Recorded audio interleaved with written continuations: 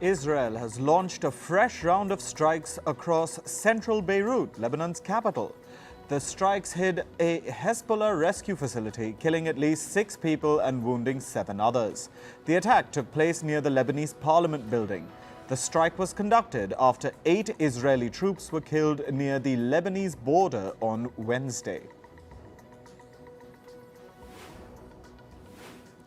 The son-in-law of the former Hezbollah chief, Hassan Nasrallah, has reportedly been killed in an Israeli raid. Reports say that Hassan Jafar al-Qasir was killed in an Israeli raid yesterday in Syria's capital, Damascus.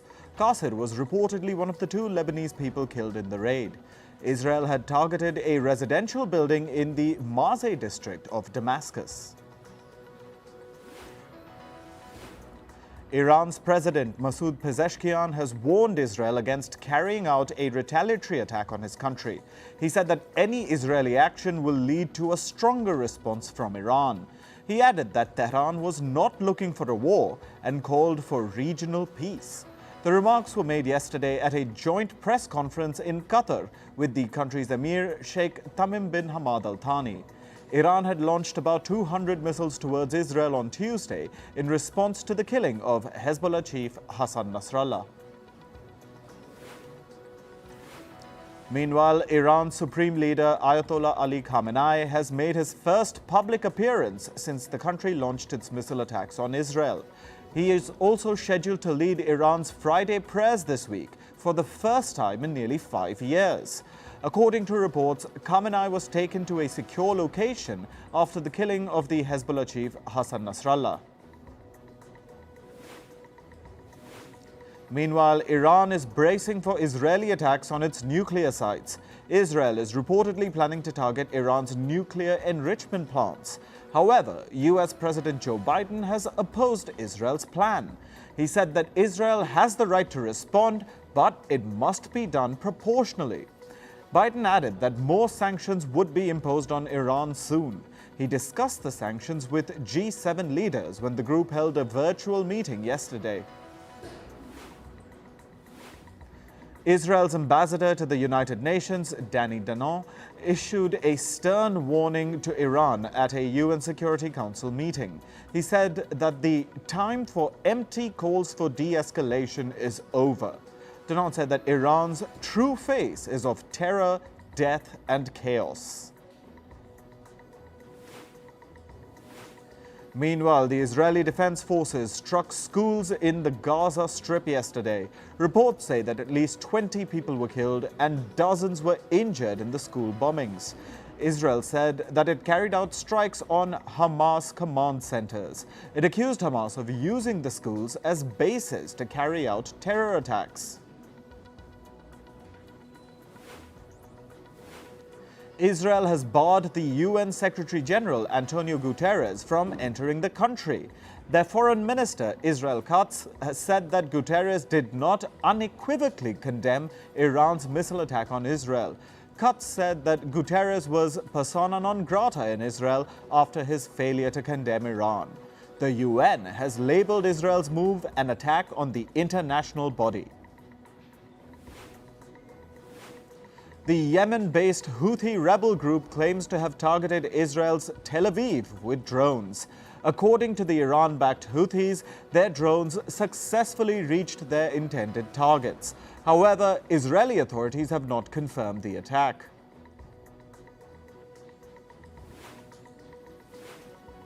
Moving to other parts of the world, Vietnam has condemned Chinese violence against 10 of its fishermen in disputed regions of the South China Sea.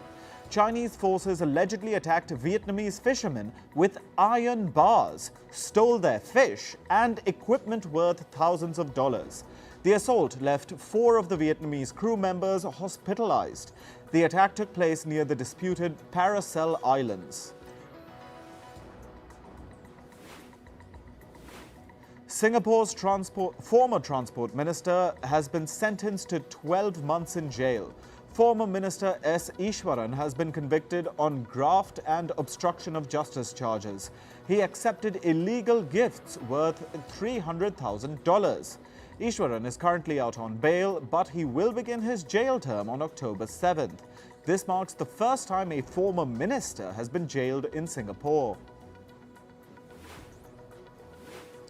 6 people died after Mexican soldiers shot at a group of 33 migrants traveling in a truck yesterday.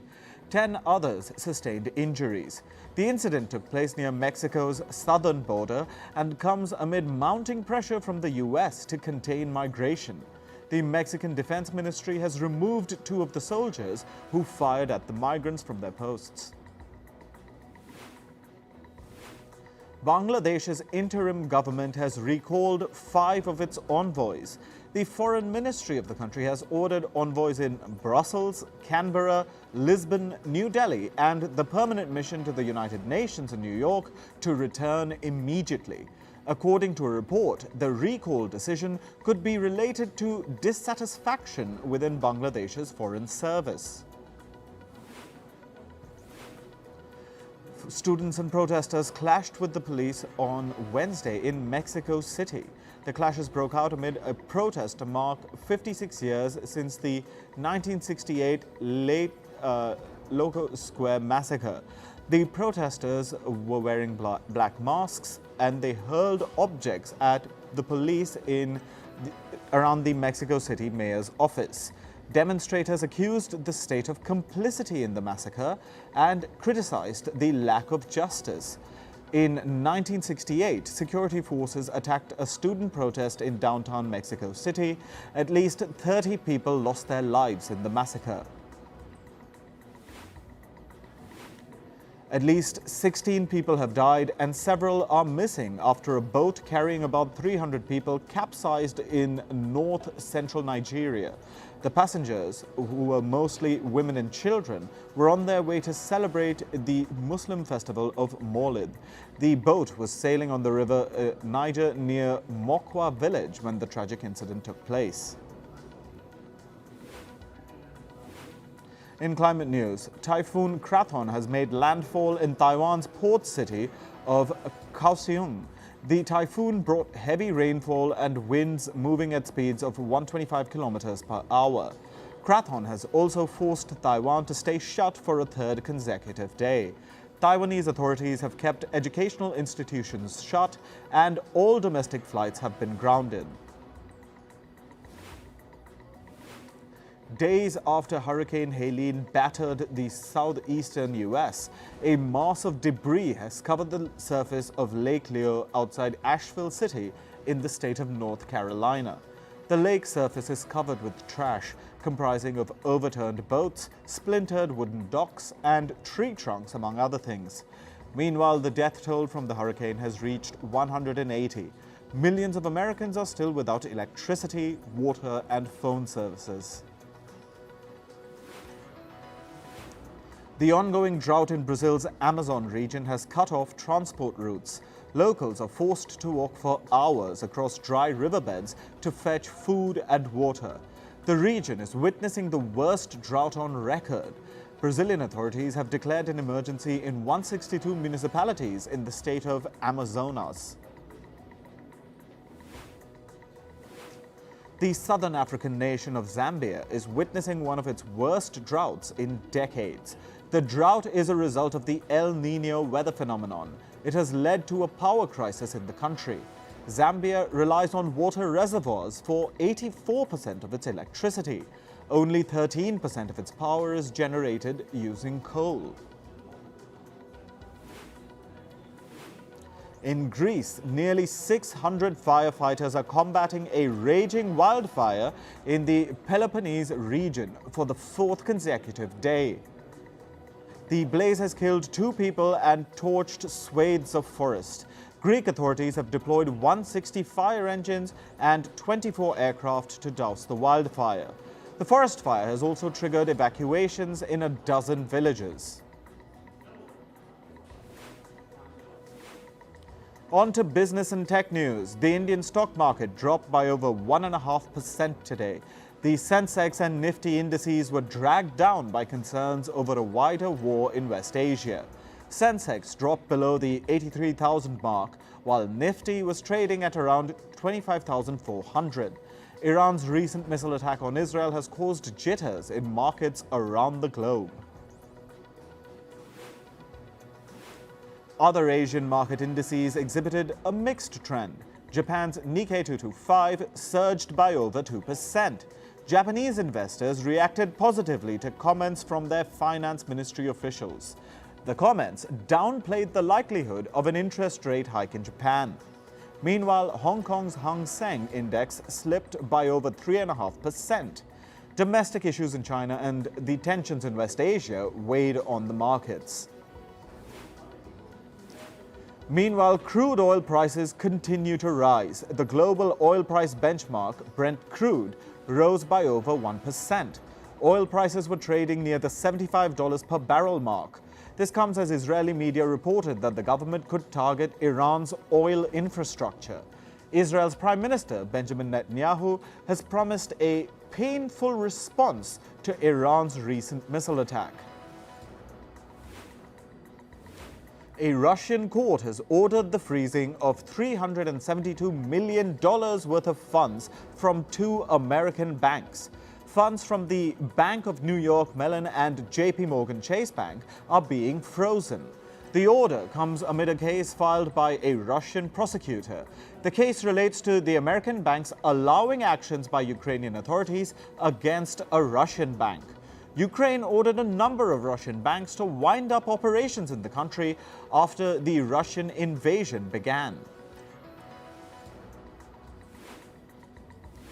The Japanese automaker Toyota Motors is reportedly delaying the production of electric vehicles in the US. Toyota wanted to start making battery-powered cars at its Kentucky factory from next year, but reports say this is now being delayed till 2026.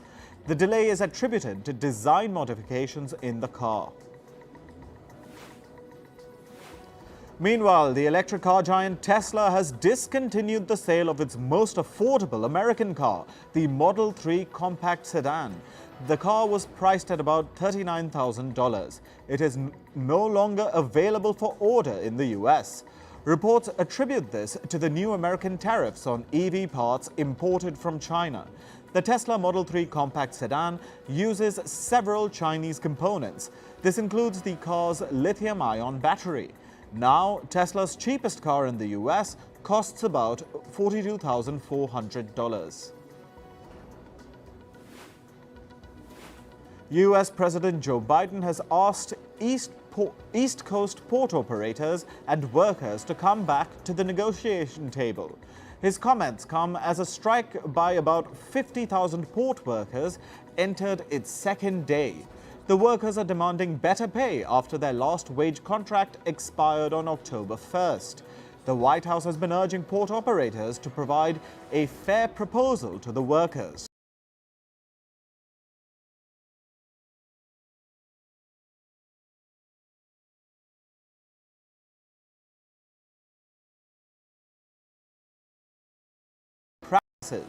Amazon employed drivers at a California facility on a so-called joint employer status.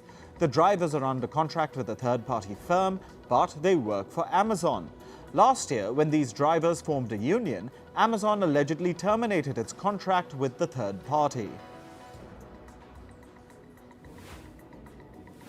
The artificial intelligence firm OpenAI has raised $6.6 billion from investors in a new funding round. The ChatGPT maker was valued at $157 billion by investors. This is nearly double the valuation the firm saw during its last round of funding. Reports say that in the latest round, OpenAI received investments from Thrive Capital, Microsoft, and NVIDIA. During this latest funding round, OpenAI reportedly asked its investors not to fund its rivals. The ChatGPT maker has asked its investors to avoid 5 specific firms. These include Elon Musk's xAI, Anthropic, Glean, and Perplexity. The list also includes Safe Superintelligence. It's a new AI firm started by one of OpenAI's co-founders, Ilya Sutskever. Moving to sports, we start with cricket. The ICC T20 Women's World Cup starts today. It's the 9th edition of the tournament. The United Arab Emirates is hosting the competition. Bangladesh will face Scotland in the tournament opener. India's Jasprit Bumrah has reclaimed his spot as Test cricket's top bowler. He dethroned his compatriot Ravichandran Ashwin to rise to the #1 spot. His ranking comes on the back of his stellar performance in the recent India-Bangladesh Test series. Bumrah picked up 11 wickets in 49 overs across 2 matches. Indian pacer Mohammad Shami has dismissed recent reports about his knee injury. Some media reports had claimed that the injury would force him to sit out the Border Gavaskar Trophy. Shami refuted those claims and said that neither he nor India's cricket board ruled him out of the Australia series. Indian all-rounder Shardul Thakur was reportedly hospitalized due to a high fever. He was discharged earlier today. Thakur fell ill while playing in an Indian domestic cricket tournament. He's unlikely to feature in the tournament anymore due to his health. In football, Lionel Messi and his club Inter Miami lifted the Major League Soccer Supporters' Shield. Inter Miami defeated Columbus Crew 3-2. Messi scored 2 goals in the first half. Meanwhile, Luis Suarez sealed the game with a third for Inter Miami. Liverpool defeated Bologna 2-0 in a UEFA Champions League match. Midfielder Alexis McAllister set the tone of the game with an early goal. However, the star of the match was Mohamed Salah. He assisted in the first goal and found the back of the net late in the match. Atletico Madrid have been ordered to shut down a part of their stadium. The punishment will span for 3 of the club's home matches. Fans will not be allowed in one of the stands that has about 5,000 seats. The ban is because Atletico fans threw objects at Real Madrid players. In tennis, men's world number 3, Carlos Alcaraz, emerged victorious in the China Open final. He beat world number 1, Jannik Sinner. Despite losing the first set, Alcaraz bounced back to register a 6-7, 6-4, 7-6 win. This is Alcaraz's 6th win over Sinner in 10 ATP matches and the 43rd match win this year for him. One of the most intense chess competitions, the Global Chess League, starts today. The championship is being held in London. It features the top-ranked players in chess and they're divided into 6 teams. Notable participants are world number 1 Magnus Carlsen and former world champion Vishwanathan Anand. Each game will last 20 minutes with no time increment. In Formula One, ticket sales for this month's Grand Prix in the US in Austin have surged. This is after Red Bull's Max Verstappen's winning streak ended. Verstappen started the season strong with 4 race victories. However, he has not won any of the last 8 races. Second place Lando Norris of McLaren is on the verge of toppling Verstappen. In entertainment news, rapper Sean Diddy Combs has been accused of allegedly sexually abusing a 9-year-old boy. He was allegedly abused by the rapper after an audition in New York City. The boy is among the 120 people who have accused the rapper of sexual misconduct. The lawyer representing the plaintiff say that Combs has sexually abused multiple other minors.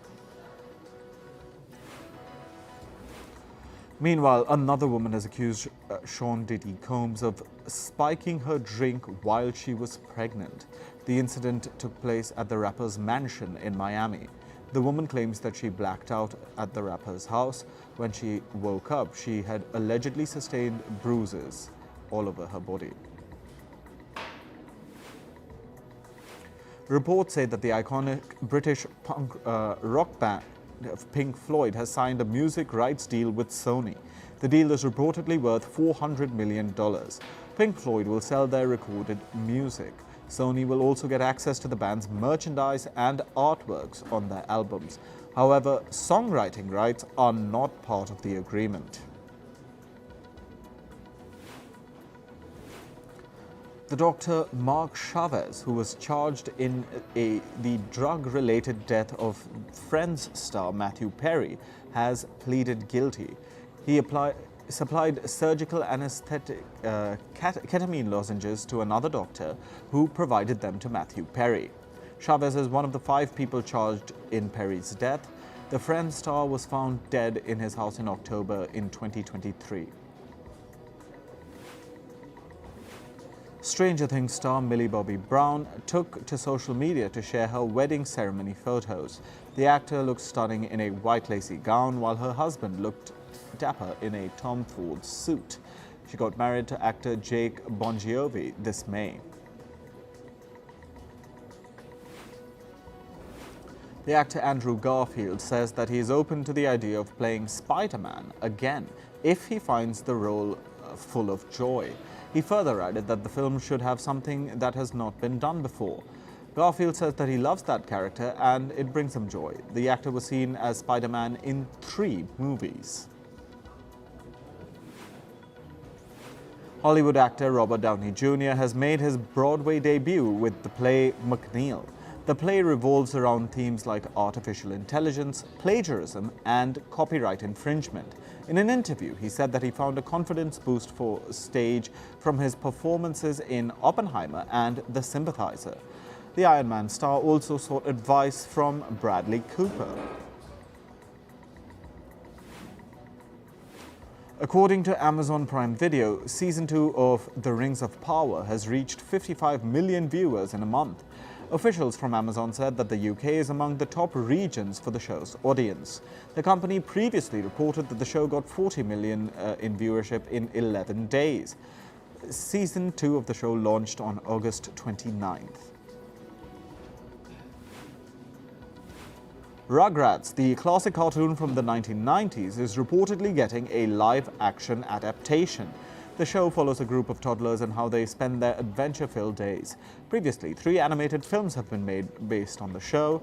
Further details are awaited on this new live-action project. Cartoon Network has renewed the show Batwheels for Season 3.